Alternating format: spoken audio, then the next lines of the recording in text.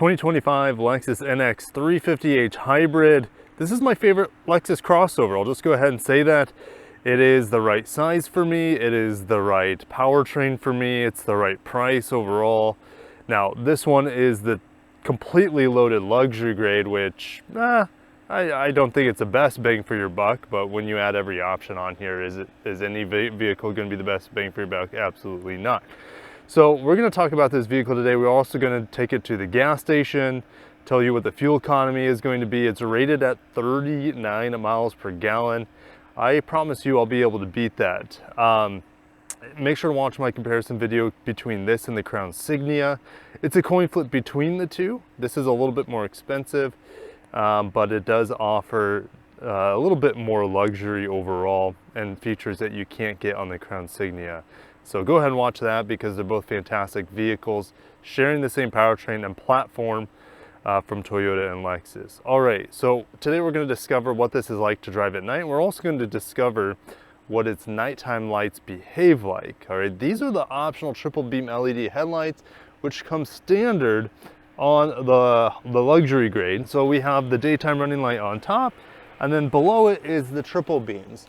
Now there's also a beam in the middle, which is going to be your high beams, and then above the LED strip on top, the daytime running light, is going to be your turn indicator. I just realized I have a frog. No joke. He must have come with me. This is Florida at its finest. We have a frog just hanging out on the Lexus NX. Hopefully that means good luck for us today. My wife absolutely despises frogs. They freak her out more than any other creature, more than snakes, and maybe not like apes. She's deathly afraid of apes, but frogs are right up there. So that's, I mean, I'm gonna take it as a sign of good luck. Let's go and turn on the fog light so you guys have an idea of that. There we go. Here's the full spectrum of lights now with the foggies on. It's a cool looking vehicle at night, that's for sure. When you're talking about a luxury vehicle, it needs to look nice with the lighting inside and out, and we'll get into the interior lighting here in a little bit. So Lexus NX with this Nori green pearl looking fantastic at night. Now I will say, I wish the turn indicator on the side mirror was much bigger. It's just kind of just the tip of the side mirror instead of most of the length of the side mirror. So I would prefer that to be a little bit bigger, a little bit more noticeable. As we come to the rear, the Lexus NX here was redesigned, I think, for the 22 model year in 2021.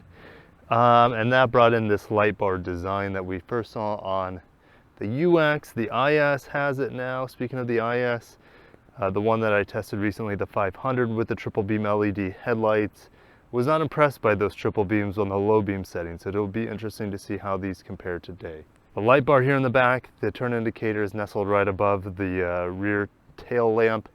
We have the Lexus typed out on the rear and NX 350h nomenclature there on the bottom right. Okay, the engine just fired up. I just heard a bat. It's like 4 o'clock in the morning, so we're seeing the creepy crawlies, guys. This is good. All right, I loaded this up with no problem from Sam's Club yesterday. I put in tons of groceries for a family of 7, so no problem there. The NX might not have as much cargo space as the Crown Signia does, but in terms of practicality, there's no denying that the NX is very, very capable. There's no spare tire under here, just a fix a flat kit. Of course, you can fold the rear seats down with this luxury trim with the the electronic seats back here. We also have a 12 volt and the staple, the Lexus first aid kit. So I'm going ahead and shut this down. We're gonna go ahead in the back. Oh, also, when you approach the car at night, all 4 door handles will illuminate, which is pretty cool. So if the car's off, you walk up to it, door handles light up. I like that feature. All right, on the inside, we're gonna play with the ambient lighting here in a little bit. You can get an idea of what it looks like there. We do have the Marky Mark Levinson sound system, which is honestly probably the best in the world, or at least right there at the top 3 sound systems in its class, if not the best. Mark Levinson is absolutely incredible here on the Lexus NX. Kid hauler to school this week. It's been an absolute peach. I think new for 2024, we have a couple new things. I think the chevron semi-on leather here is, and this color I think is new for 2024 on the NX, which isn't anything crazy here, but it does look good. It is very comfortable. And there are lights back there, which has been helpful getting the kids in when they can't see at night, to get them all buckled in. All right, we do have USB-Cs down at the bottom. We have a 12 volt there down the bottom. We also have heated outboard seats here on this luxury trim. It's really well equipped. And then of course we have a panel roof here. All right, but most of the excitement's gonna be up front. We have illuminated skid plate, which of course is optional. And of course more ambient lighting here on the door. Your memory seats are even illuminated. All right, so let's sit inside the good old Lexus NX. All right, we do have a head-up display, which is customizable. All right, so we have these buttons on the steering wheel that makes this steering wheel customizable. And then you can further customize it. Actually, I don't want the car to turn off. You can further customize this head-up display through the big touch screen in the middle of the car. But yeah, both sides of the steering wheel are customizable. I can move the head-up display here. I can move the data. I mean, I can even put, well, so the things I'm moving up here is not the data on the head-up display. It's actually the data on the MID behind the steering wheel. There you go, okay? And I get double confirmation down here on the information I'm putting down below. All right, so I'll put a camera here for you guys to take a look at while we're driving today.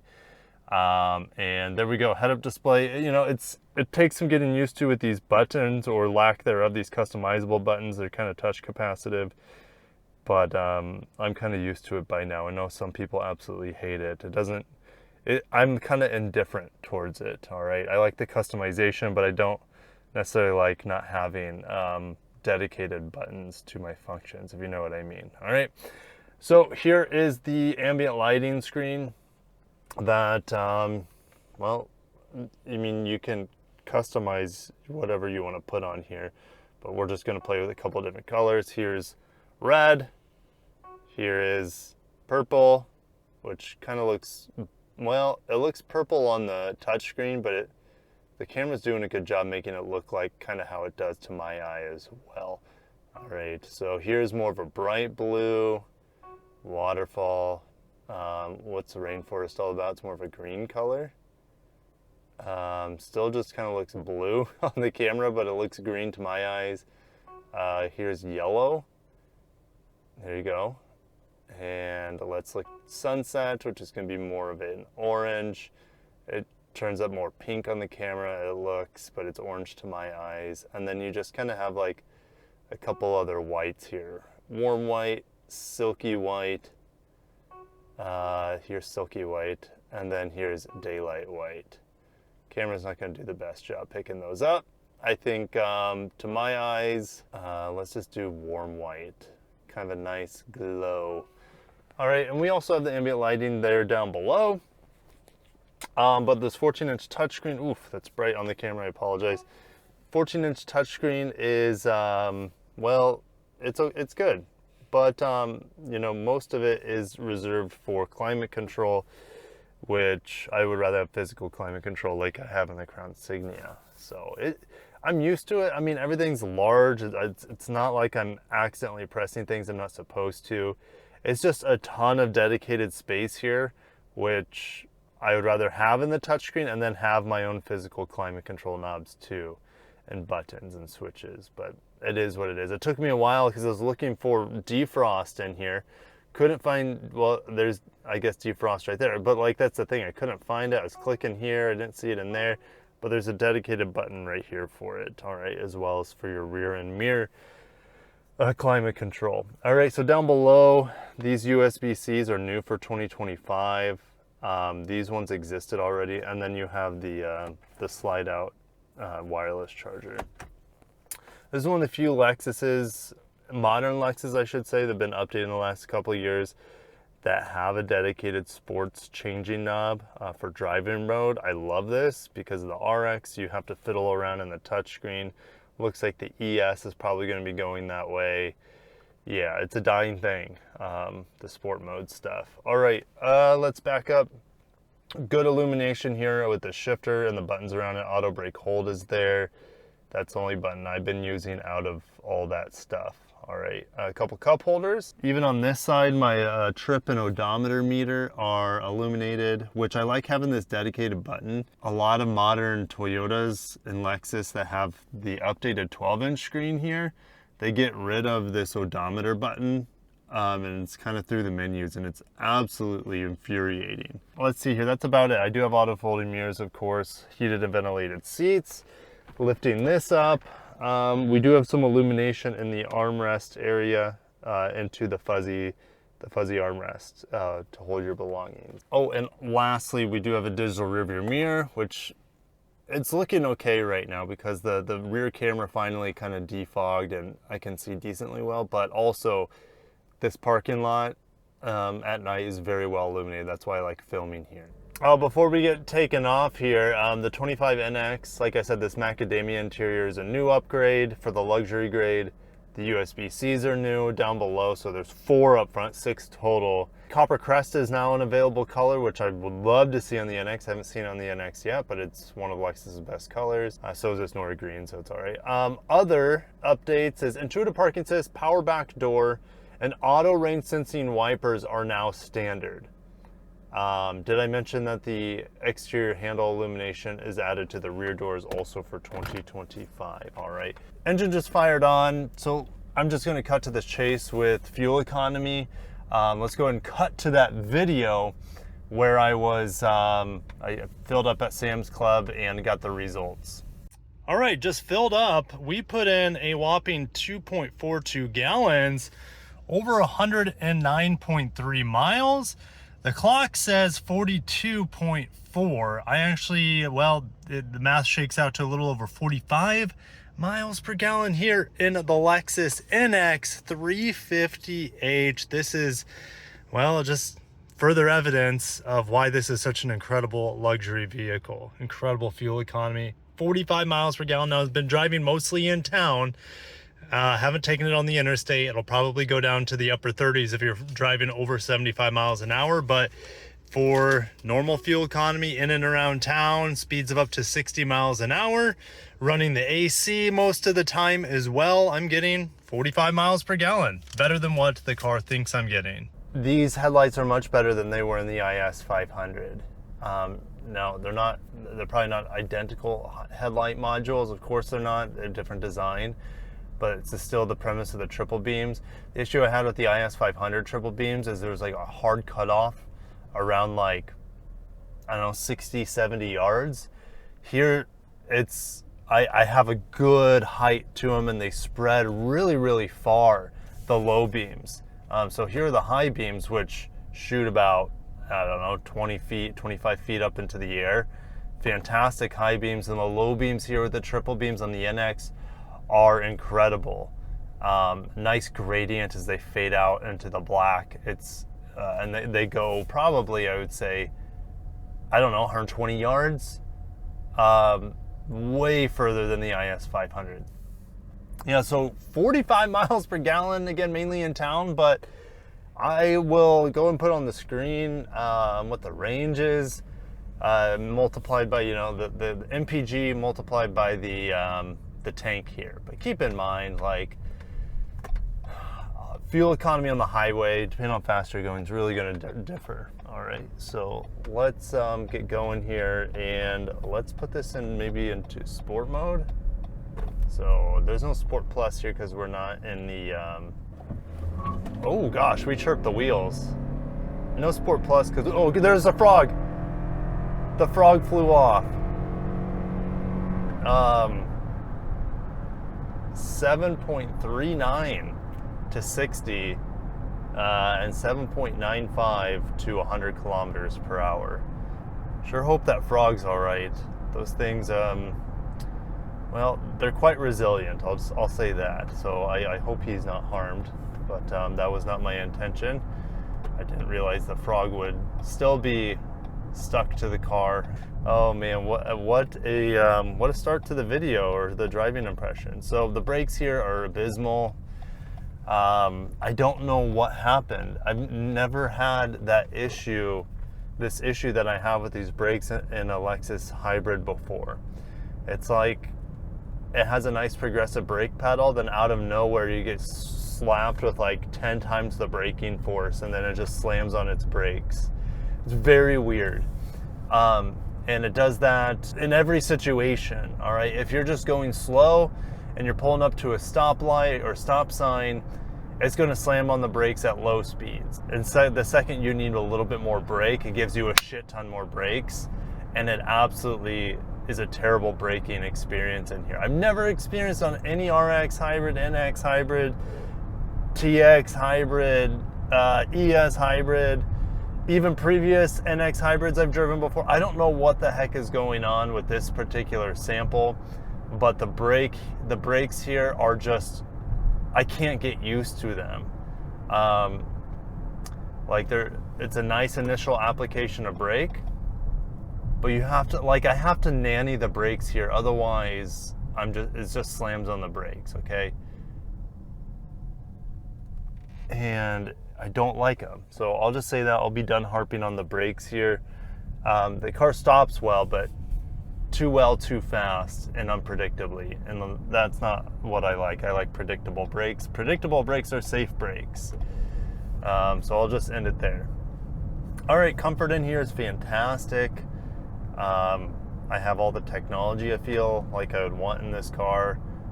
I'm not going to harp. I mean, I've already beat a dead horse with the physical climate controls. Lexus just doesn't feel like, you know, sophisticated luxury buyers need them anymore, which is a bit baloney. I said the ride quality here is fantastic. As you can see, I'm in full electric mode, just cruising around 42 miles per hour. Love this powertrain, and it's smoother here, it's quieter here than it is in the installment of the same powertrain in the Crown Signia. As just somehow you get some extra Lexus sprinkling in here that takes the 4th gen hybrid powertrain and really smooths it out, quiets it down, takes all the roughness out of it. I mean, I'll floor it here for you guys. Instant throttle, gosh. I don't remember the, I don't remember the NX having that sort of electric shove at low RPMs. Maybe, is my battery like topped out or something? Because it's giving me a lot of juice, and I can feel the all-wheel drive too. No, I don't have anything crazy for an electric motor in the back. I want to say it's like, I don't know. It's small horsepower, but, and you know, electric motors, you feel the torque. All right, so there's the fancy diagram for your energy monitor, which I really enjoy. It's 3D here on the Toyota models. Most of the Toyota models, it's like a cheap looking 2D.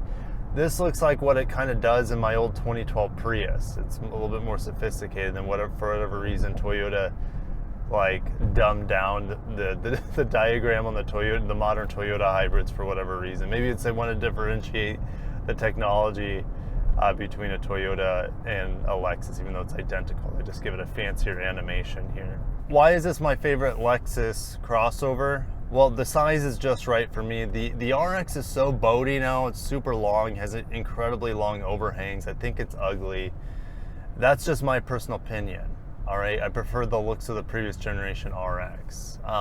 The UX is incredibly small, also kind of ugly. The TX is huge, and it's great for families unless you need more than 6 seats, and then you have to get the turbo and the turbo non-hybrid.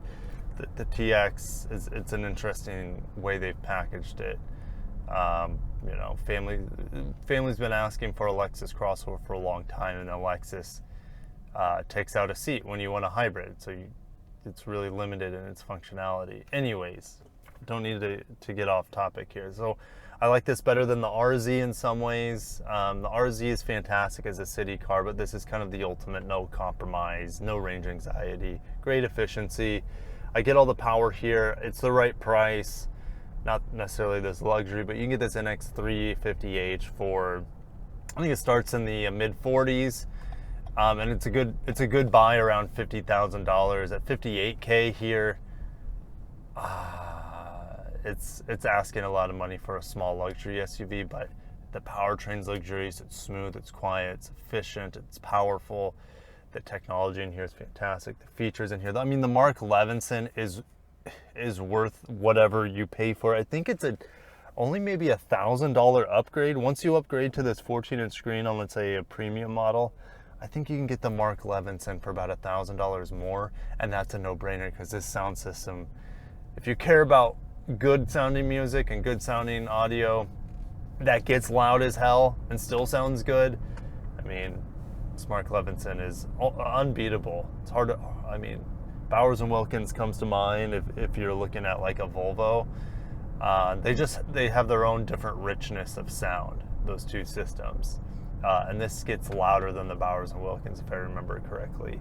Unfortunately, we don't get the little LBX in America. I know that thing's small, but it would be fun to test out. Maybe that would take the cake for me as the most fun little, I don't know, little crossover in the Lexus lineup over the NX. The NX just to me is the perfect Lexus crossover. It's what the RX size used to be, the first generation RX. This feels the same size as a first gen RX 300. It's still easy to park. I have the 360 camera in here, of course, that helps. Parking sensors are standard now for 2025. That's also nice.